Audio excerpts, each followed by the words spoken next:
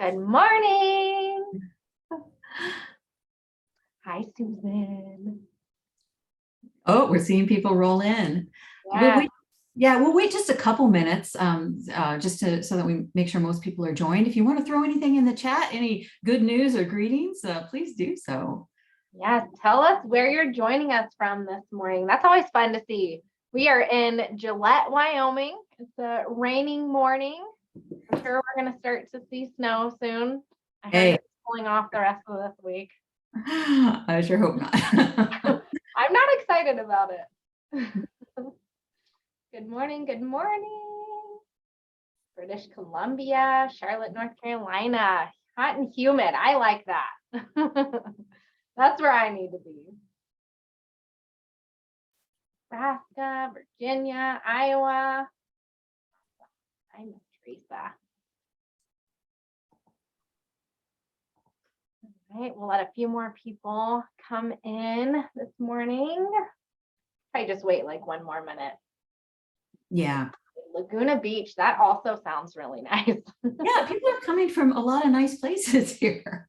South Africa. Wow, so it's not your morning right now. Malta, goodness. Wow, lots of fun places. Yeah, I always love doing this. This is a lot of fun to see where everyone's from. Canary Islands. Wow. Oh, Stephanie Jones. Yes, welcome. Yes. Okay, well, we will go ahead and get started here this morning.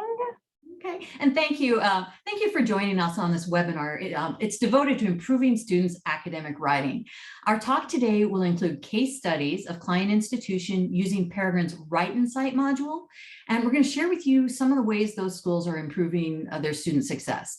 We also want to give you a look at the Write Cite module and let you participate in a little quiz activity that shows you the type of assessment used to demonstrate student understanding of APA guidelines and academic writing expectations. So before we get started, let's do some introductions. I'm Ashley Dillard. I know quite a few of you in here this morning, but I'm a client solutions advisor here at Peregrine. I've been at Peregrine for almost 4 years now. I spent my first 2 years as a client engagement specialist, where I assisted our current clients with onboarding and making adjustments to their services. I then moved into the solutions advisor role, where I can spend time with our current and prospective clients to really understand their goals and needs and collaborate with them.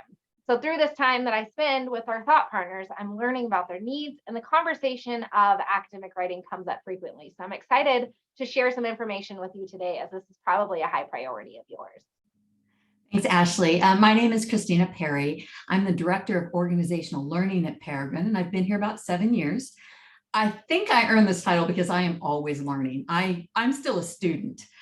Over the past 6 years, I worked through my master's degree, my doctorate, 20 years after my undergraduate studies. So it's been a while returning to school, but I find that strong writing skills are really the greatest predictor of student success. And I'm excited to share tools that can help your students become credible, persuasive writers. Before we dive into the content of the webinar, we want to start with our mission. It is our mission to make a difference in the world by fostering innovation, growing and developing leaders who can solve the world's complex problems, and improving the quality of higher education. Everything we do at Peregrine, we ask if it helps fulfill our mission. In this case, we're talking about improving the quality of higher education by giving students the tools they need to become better writers, which I believe equips them to become better leaders and problem solvers. Now for the agenda, this webinar is going to focus on a solutions-based approach to student writing challenges, first examining the problem and then looking at solutions that have worked for our client schools. These case studies involve incorporation of writing instruction into the curriculum using Peregrine's Write Cite module. So we'll take a closer look at that software. Finally, we'll put you in your students' shoes and have you take part in a little anonymous quiz. It's just intended to show you the kind of knowledge your students are expected to master when they complete the Write Cite module and begin producing written submissions for your courses. So I'll take the lead on this first section, which focuses on specific academic writing skills, or rather gaps in skills that impact student success. We'll start with the premise that writing is a skill. It's not a talent that someone is born with. Our conversations with faculty over the years have shown that many students are entering programs with no formal instruction on academic writing. Many high school students have never used APA, but they're expected to magically know it for their college work. Graduate students, such as myself, may be returning to their studies after years in the workplace, and they rarely get instruction on documentation styles before they begin coursework and research. What we've heard time and again is that faculty are frustrated with students writing, and they wish students were better prepared for the types of assignments they're given. Here are a few problem areas we hear about: research, APA, and plagiarism. A quick review of literature confirms that faculty members across disciplines share this frustration of not having the time or the resources to give students the foundation they need to be successful writers. A few of the common themes that emerged in the literature and in our case studies that you'll see include students' ability to find and use credible sources in their research, their adherence to APA style writing, and instances of both inadvertent and intentional plagiarism.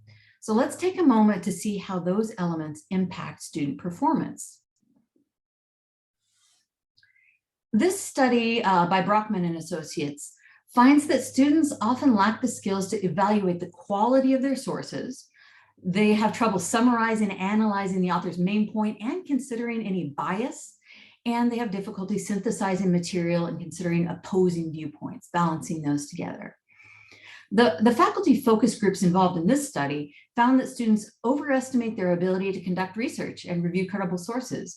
The teachers said that often student research meant collecting a bunch of stuff from various online sources and throwing it together, having a reference list.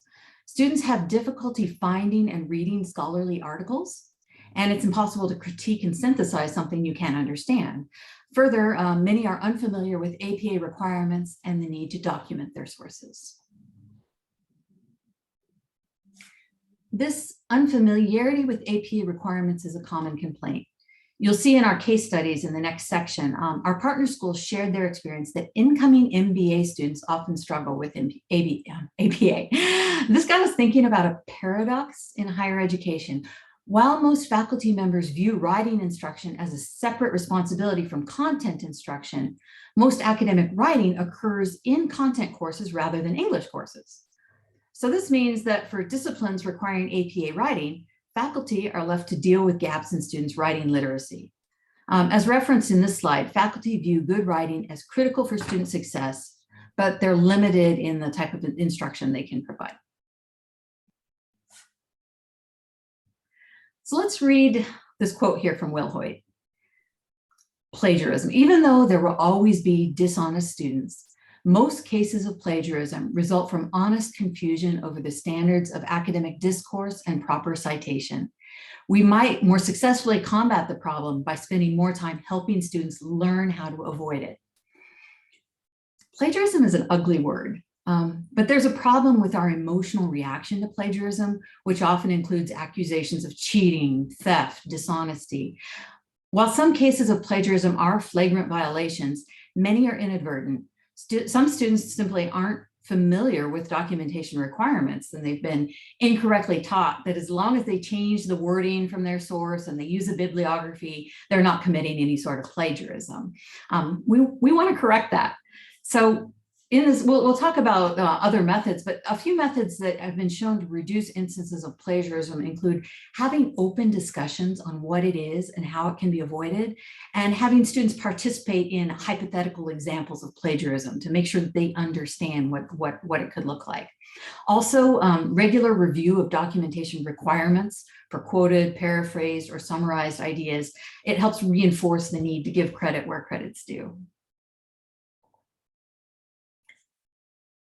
So we've covered three of the main concerns we've heard from faculty about their student writing. Although good student writing is a key predictor of success, the obstacles facing higher education include that students come into programs with varying levels of writing skills, and faculty don't have the time and resources in their course and in their program to lay the foundation for writing success.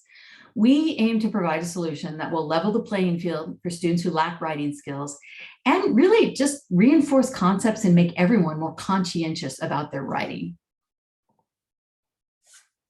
Adding Write Cite into the curriculum is one way to give students instruction without devoting undue class time to writing basics. It's an online module that is embedded as an activity within a course, and it serves three purposes. The first, it assesses student baseline knowledge of writing competencies. What do they know? It provides direct training on any deficiencies, particularly we've seen this with the APA requirements, and it serves as a reference for 2 years. So students have the module, they complete the activity, but as they continue in their program, they can go back and refer to it anytime they need to reinforce that knowledge. So that kind of wraps up our first section, and I'm going to hand the reins over to Ashley as she goes through the next one. Thank you, Christina, for sharing this information. I think it really helps to set the stage for this presentation and the information that we're going to share. So we want to take some time now to talk through a few of the case studies with you and share information from our clients. We want to take a moment to thank Dr. Fleener and Dr. Bradford at Fresno Pacific University and Dr. Jones and Dr. Adam at California University of Pennsylvania. Both institutions have collaborated with us on a white paper that we are working on, and provided examples on how the solution is implemented in their program and the value it has provided. So this case study with Fresno Pacific provided insight into a few of the problems they identified and how Write Cite became a solution. So Fresno Pacific University is a Hispanic serving institution in the Central Valley of California. They support students at 5 on-site campuses and online. They serve 3 different student populations, so undergraduate, accelerated degree completion, and graduate students, taking courses in different modalities. And these students are all coming into the program with varying experiences when it comes to academic writing. So some students know MLA or other formatting from high school, and others have not written an academic paper in years. So it is assumed also with the pandemic that the opportunities that were once available to improve writing have looked very different over the past 2 years. APA 7th edition is the proper formatting that's used in business writing, and Fresno Pacific wanted to better support student understanding of APA 7th edition formatting. So they implemented Write Cite so students begin their educational pursuit having a solid understanding of the expectations for academic writing for their program. And this module sets the expectation utilizing the 7th edition throughout their major coursework and support students as they continue on to graduate programs and potentially doctoral programs. So implementing Write Cite provides consistency in formatting, and the students gain improvement in their writing skills. In their program, all students complete the Write Cite module. It's been added as an activity to the first class of many of the available business degree programs. And then to encourage their engagement in the learning process, Fresno gives students credit for completion of the training instead of actual points that they earn. The solution helps with the avoidance of plagiarism when students understand how to paraphrase, use in-text citations, format papers, and create reference lists. And this will ultimately help alleviate concerns that might come up accidentally as they learn how to research and develop their own thoughts when completing assignments. So Fresno appreciates that students have 2 years access to the module material. So along with providing faculty feedback and their academic support resources, this tool really empowers their students to work on fine-tuning their writing skills throughout their program. Values, ethics, and character development are a cornerstone of their curriculum. So Peregrine's Write Cite training supports their high academic standards by contributing to the foundational expectations of academic writing within the School of Business. Thanks, Ashley. In the second case, we're going to look at the California University of Pennsylvania. MBA Director Dr. Elizabeth Jones shares the importance of writing in their program here. One of our MBA program objectives is for graduates to craft and present evidence, processes, and decisions through effective oral, visual, and written communications. Clear, cogent writing distinguishes highly successful people, students and managers alike, from their peers. With this emphasis on writing, Cal U Penn encountered one main problem: finding ways to meet the individual needs of a diverse student body. While some of their MBA students are fresh out of their undergraduate studies, they're used to academic writing, others earned their degrees years ago and often in fields outside of business. Some have never experienced an online learning environment, so the writing discussion board posts was unfamiliar territory for them. Once they embedded Write Cite to level the playing field, they found that the section on good writing or writing good discussion posts and replies had an immediate impact on the quality of submissions and the flow of their classes. It's interesting to note that they have used Write Cite in two ways. Initially, they merely required that the writing module be taken before graduation. It was a graduation requirement, just check that box. But unfortunately, students tended to take it too late in the program to really be of much use.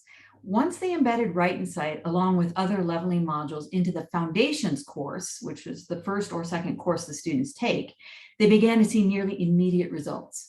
Unlike other supplemental materials that they've provided to students and they find students weren't bothering with, the program coordinators were able to make sure that every MBA learner understood what they were looking for in their written assignments.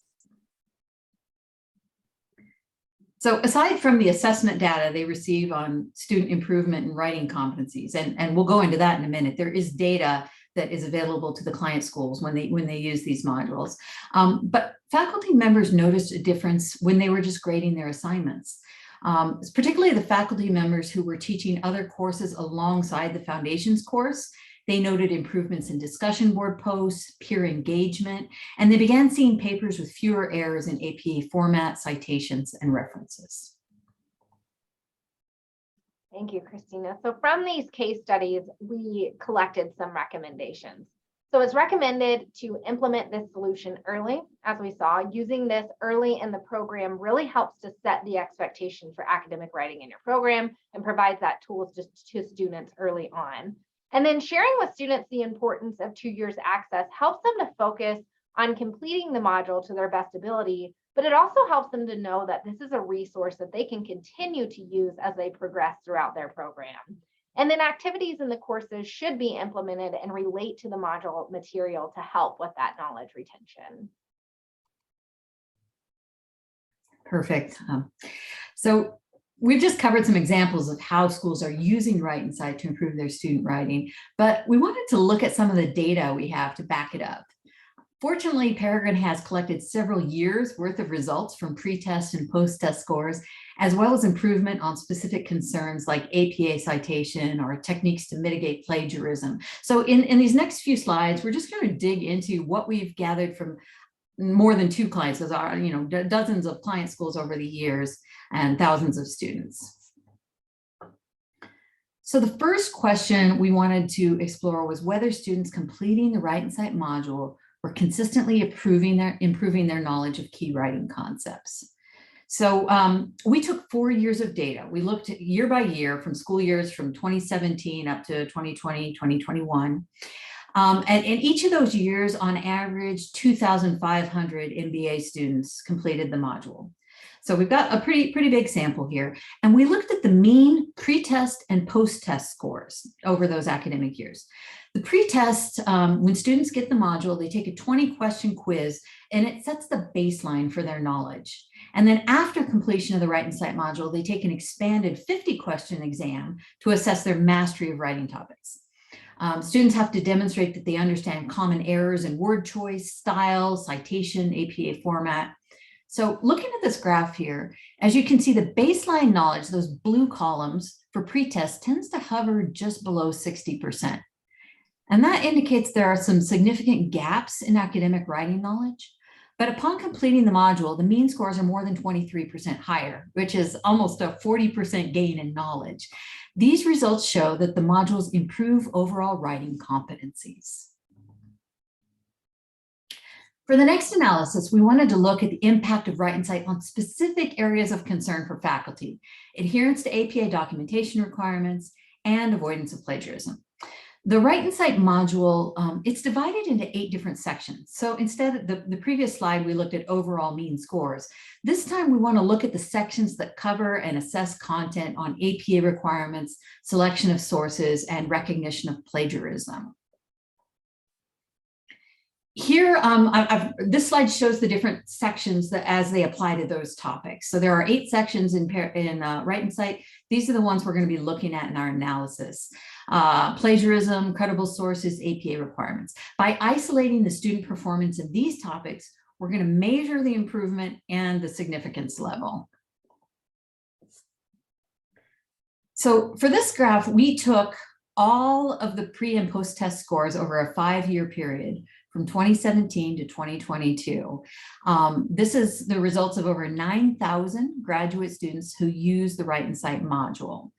And the sections that are focusing on literature sources, proper citation, and APA style are highlighted in yellow. So as you look across all those pairs of pre and post test scores, there's obvious improvement in each of the topic areas. But I want you to hone in on those first 2 sets of columns, those for APA in-text citation and reference lists. Those green bars are much shorter than the others, showing that initially students really do struggle with APA in-text citations and reference lists compared to other writing concepts. The lower scores in those areas on pre-test aligns with our case study statements that students lack knowledge of basic APA formatting. So our final data analysis here is we've shown that the Write Cite improves student knowledge of writing, but is it a significant improvement? So here we examine the mean scores and standard deviations for our sample at that topic level. We tested the null hypothesis that the use of the Write Cite module had no effect on student understanding of writing competencies, and the alternative hypothesis that use of the module had an effect on student understanding. So in this table here, we see the pooled pre-test and post-test scores by topic for master's students during a 5-year period. In each topic area, the p-value was much lower than an alpha of 0.05, so we can reject the null hypothesis. Further, we decided to look at the Cohen's d value to measure the effect size. And as you probably know, the effect is considered large at a 0.8 standard deviation between groups. Our data start at a large effect and go up from there. So use of the Write Cite module has a significant impact on how students understand selection of credible sources, techniques to avoid plagiarism, and requirements for APA style documentation. Any questions there before we go on to the next section? We can kind of take our breath. We might be rushing through things.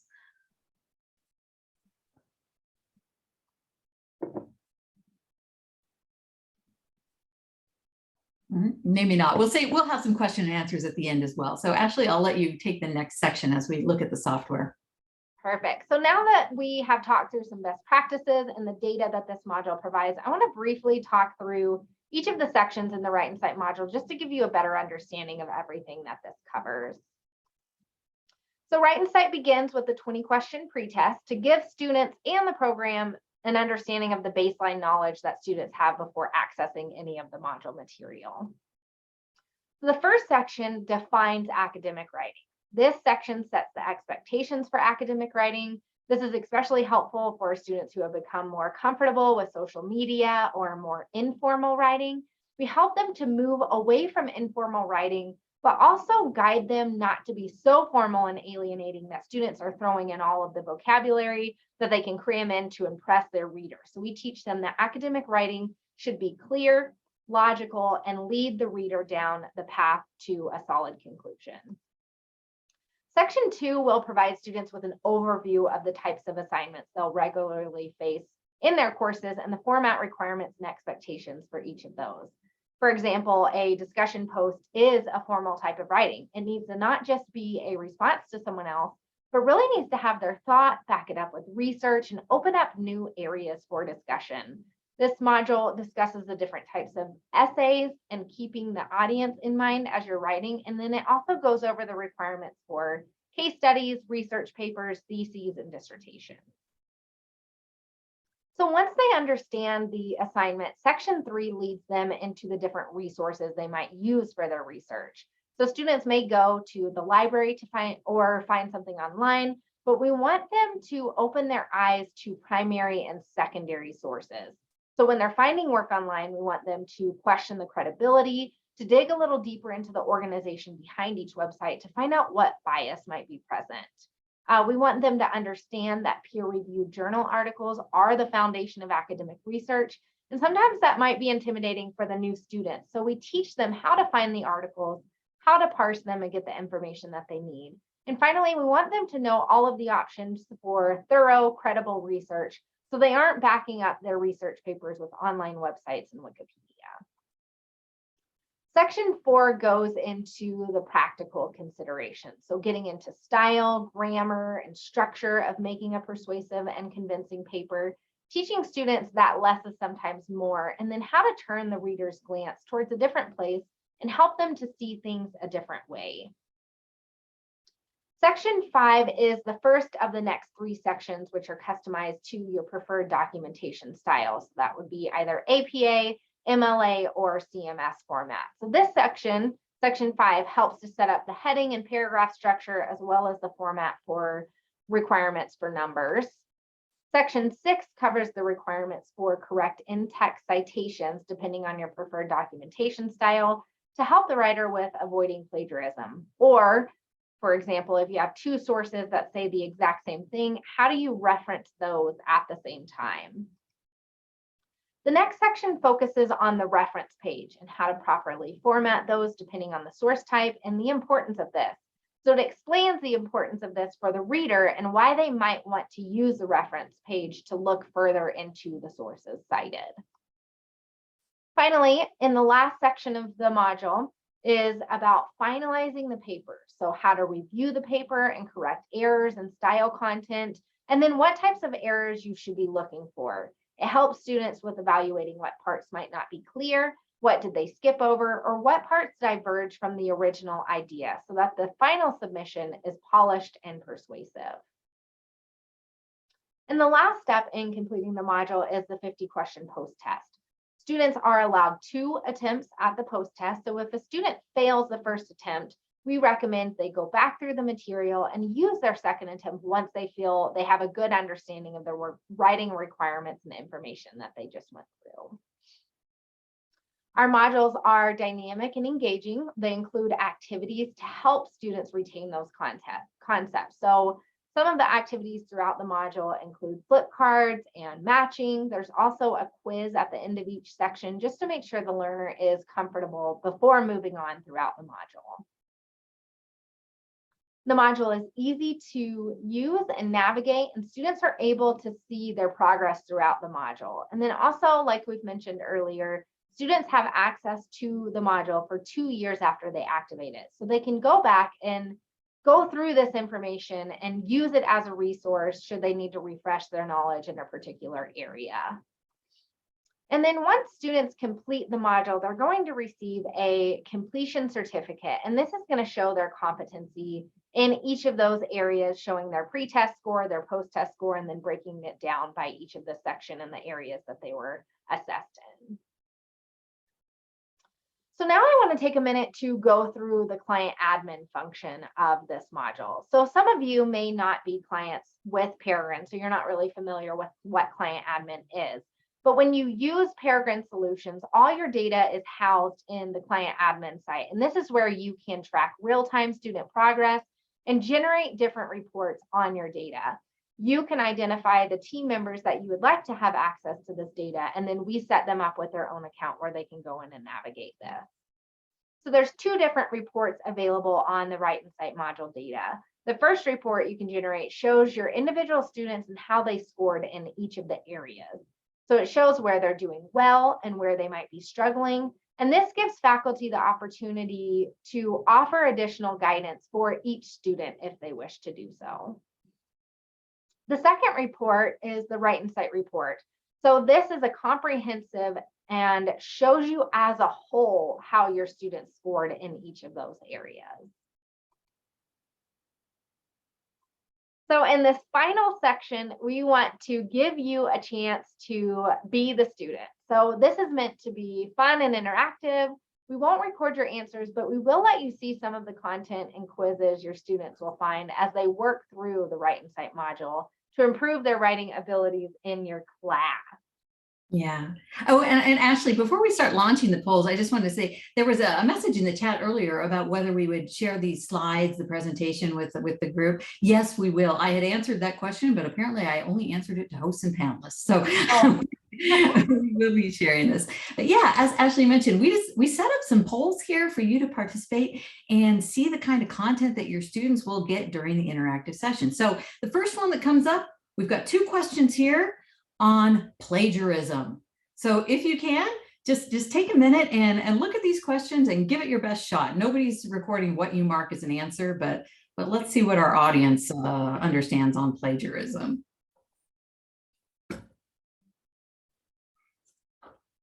What is plagiarism and what are appropriate uses of an author's paraphrased idea? And this goes into those techniques we talked about earlier about having an open discussion with your students of what plagiarism is and isn't, and giving them the example to talk through possible examples. Ashley, we're getting some votes on this one? We are. They're still coming in. Just give it a few more seconds. To get your answer in. Okay. I'm going to end this now. Okay, what are our results?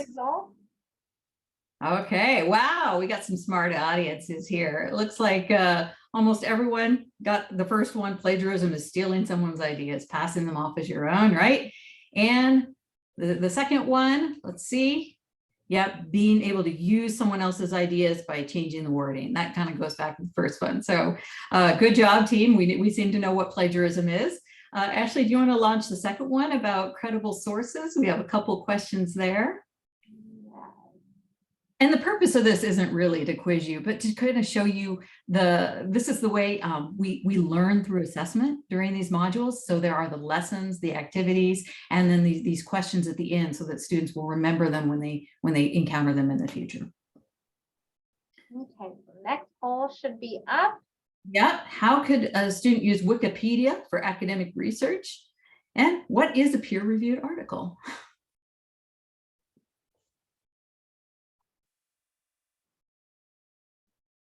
Okay, starting to get some answers coming in. Lots of answers coming in now. I like it. Okay. Still have a few more people answering. And I don't know, I think this question might be, are students still using Wikipedia? They haven't been in my graduate programs, thankfully, but perhaps that's still something happening at some levels. I remember when we were putting this together, we talked about Wikipedia and how, some of the articles on there, one of them was taken from a 6th grader's essay. So, things like, oh no. Oh yeah, I've heard say, yes, students still use Wikipedia. Okay, good to know. Good to know. Okay. And that's the importance of looking at the credibility behind the site, right? Yeah, exactly. It could be valid information, but it might not be. So, okay, so I'm going to end this now and share these results. Okay, so some mixed on Wikipedia. So some people say, no, don't do it. Don't do it. Some say yes, but credit it. But yeah, the answer we were going for here is that Wikipedia can be a good jumping off point for students. That, find out something about it, but then don't quote Wikipedia, go to the original source that comes from, find the author behind it. So using it more as a starting point rather than something that they would quote in a paper or reference. And then what does it mean to be peer reviewed? Interesting here. So it looks like C is the correct answer. So over 80% of our people. The study has passed review of experts in the field. Good. And those are difficult for students to understand. So there is a section in Write Cite where it talks about even how to read and how to use a scholarly article, so that they can actually make better use of it. Okay, well, we're wrapping up our quiz now. We saved the best for last, APA format. So we got 4 questions here on APA. Take your time, and I know even in my graduate studies, I had professors that had quizzes for APA just to kind of see what baseline the students were at, whether they were familiar with it. So, I know that this is a tool that would be helpful for a lot of programs.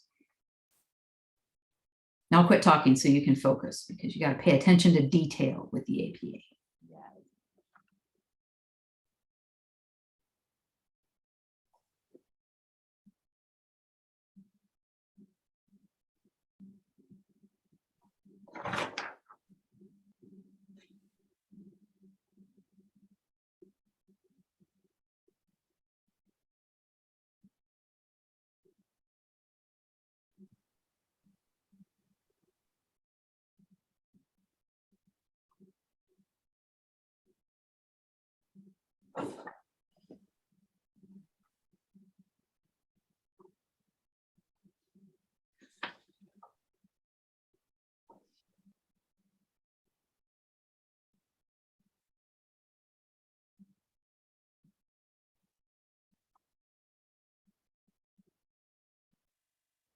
I do like a low pressure quiz in a lesson. I find that, and there's psychological studies to back it up, that we learn better when we're assessed through things. So just kind of going through and reinforcing concepts, and it kind of makes it a little more engaging. It's like a competition with yourself. Okay, we're starting to get some answers rolling in. Okay.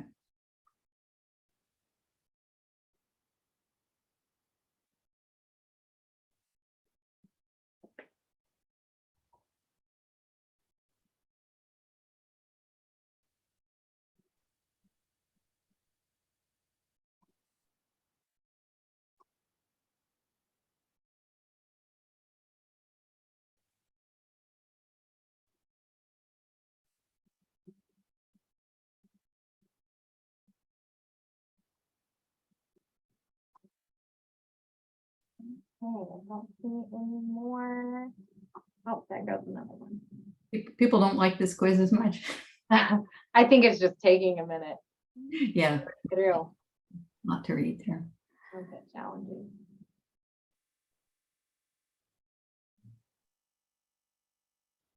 Okay. All right, I'll go ahead and end this. Oh, there's another one. Okay.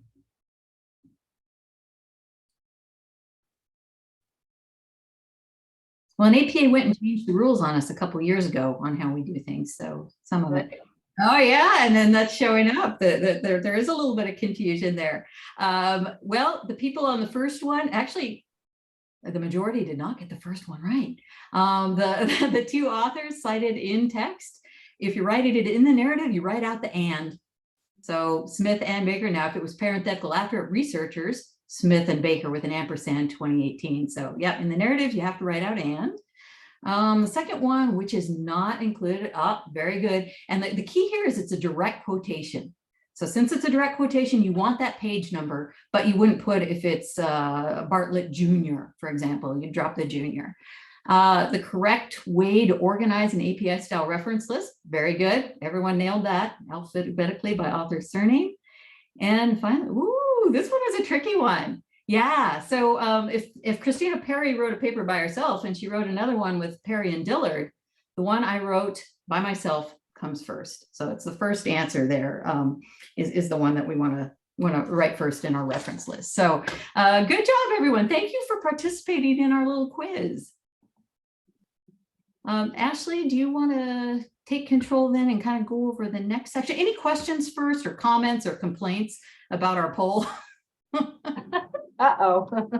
Yeah, I opened myself up. That's great. No, go ahead.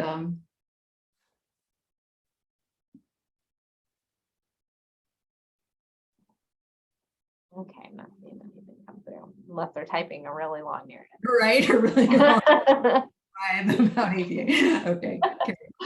Okay, so now I'll just touch on the different options for delivering this service through your program and what that looks like, the technicalities of delivery.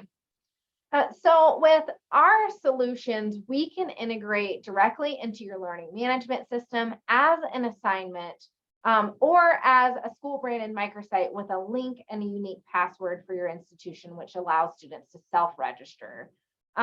It just depends on what that looks like for your student experience. We can work with you to set that up. And then the module can be set up with your preferred method of cost coverage. So some institutions have the budget to purchase this for their students. Some will require this for students to purchase on their own. And then some can also do like a course fee or a program fee where they will have that cost covered by those fees. And then we can also sell it through your institution's bookstore, just depending on what that looks like for your institution. So you have some flexibility with delivery as well as pricing. And then we will just work with you to determine how this will best work for your program.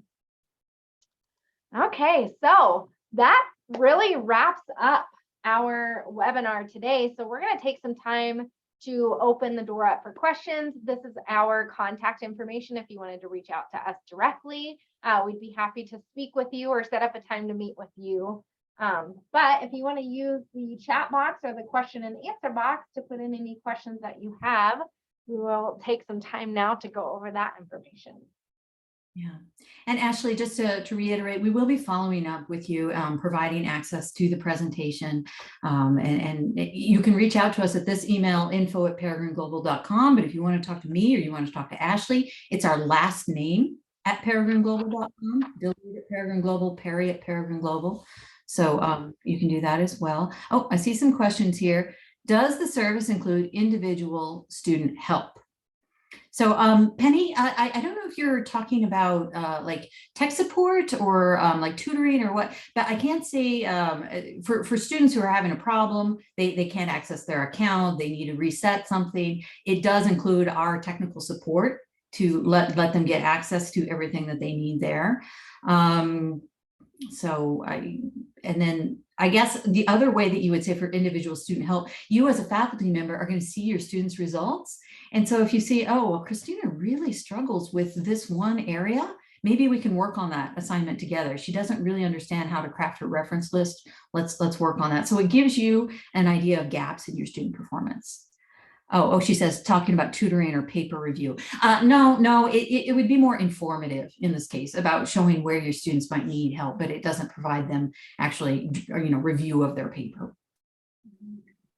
One more, okay, a couple questions from Susan. Can the 8 modules be broken up by weeks if we incorporate it, and what's the total cost? Okay, Ashley, do you want to take that one?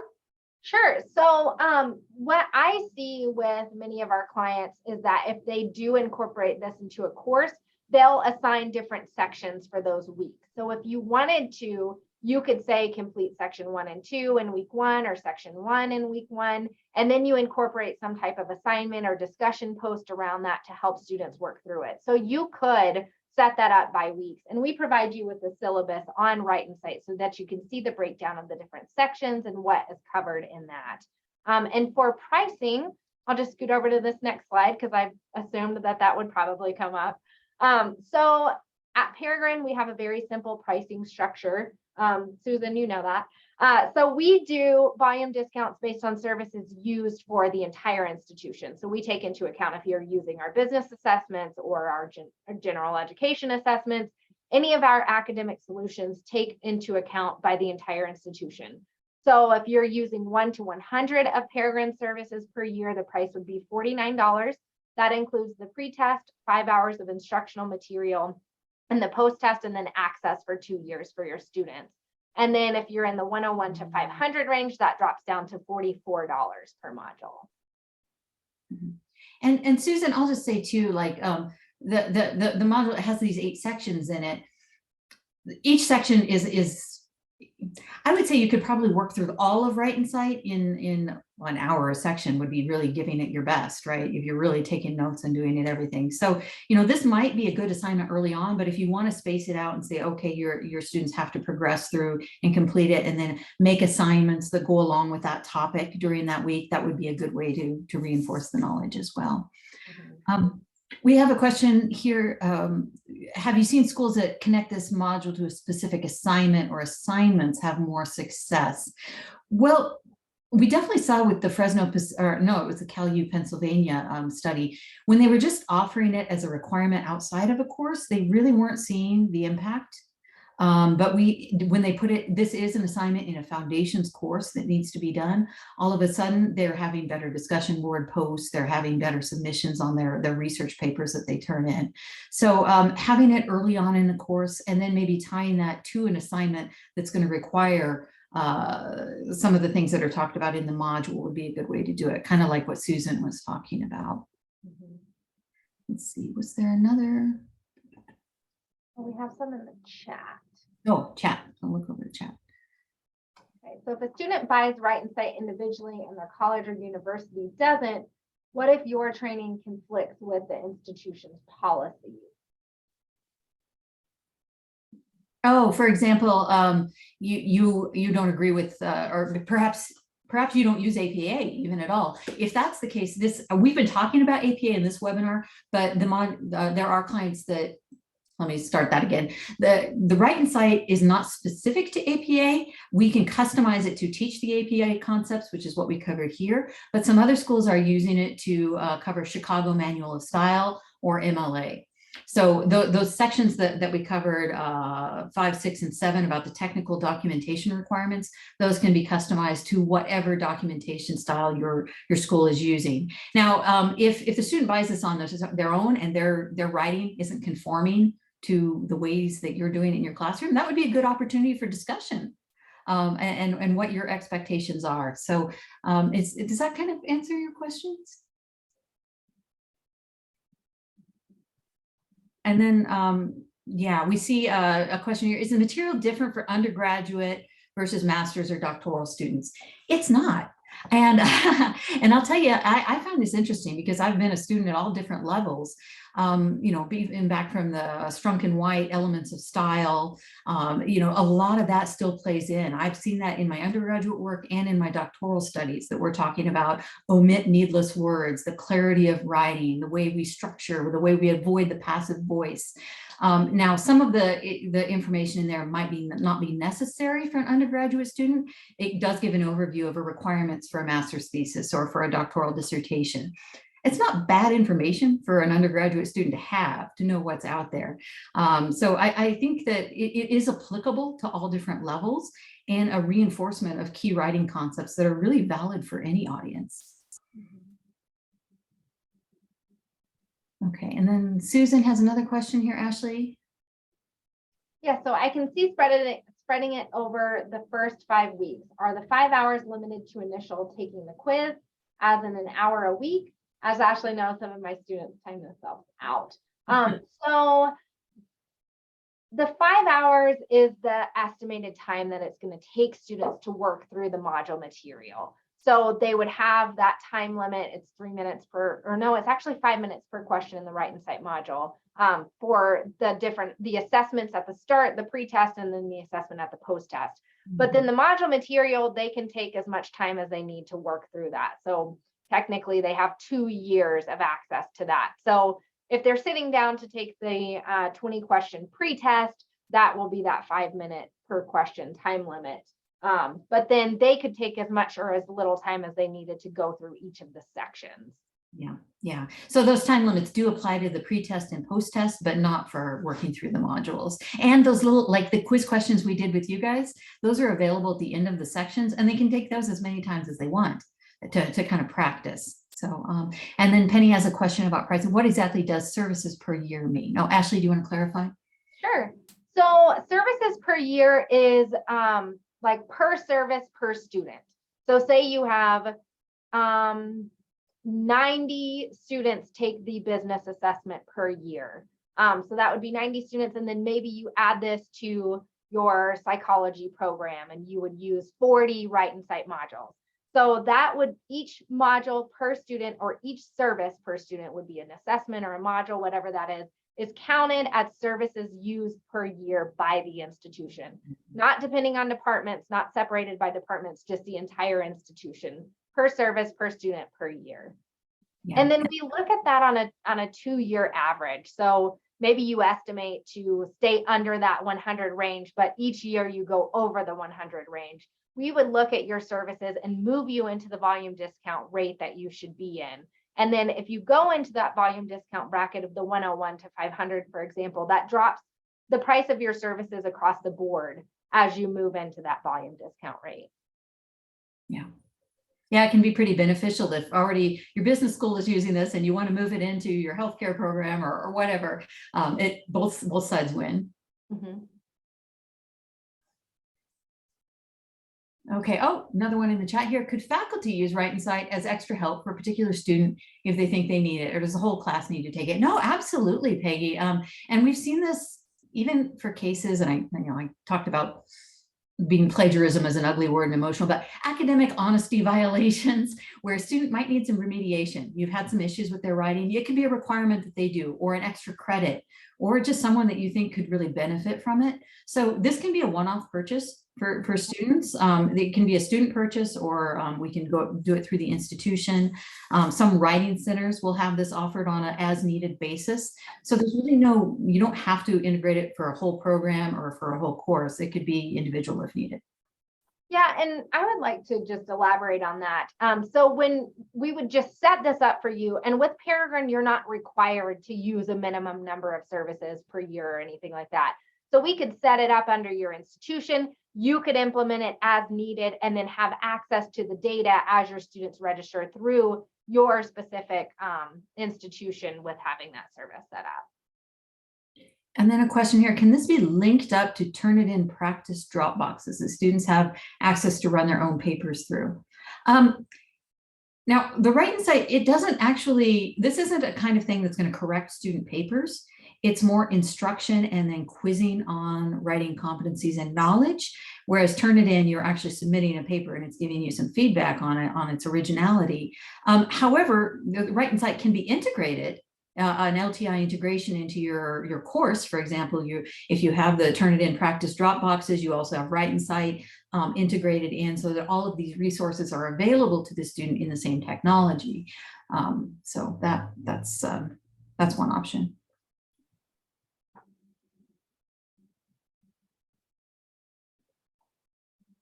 And if any of you out there in the webinar would like to, I just saw a question here, a way to get a look at the Write Cite, set up a meeting to take a tour of the module with you. Absolutely. I was just going to offer access so that you could go ahead and see what it's like from a student perspective. We can offer a tour, show you how you might want to use it, run through some options with you. So please just drop us a line in our email. We'll also be following up. So if you say, I want to run through this with you, we're free to do so. Absolutely. Okay, I think that wraps up everybody's questions. Okay. Well, thank you all so much. Thank you, Ashley, for being such an excellent partner. And I'm glad that this is a popular topic. This is one that people are interested in, and I think it can really make a difference in students' long-term success, in and out of school. So thank you, and I think we'll go ahead and sign off now. Yes, thank you, everyone.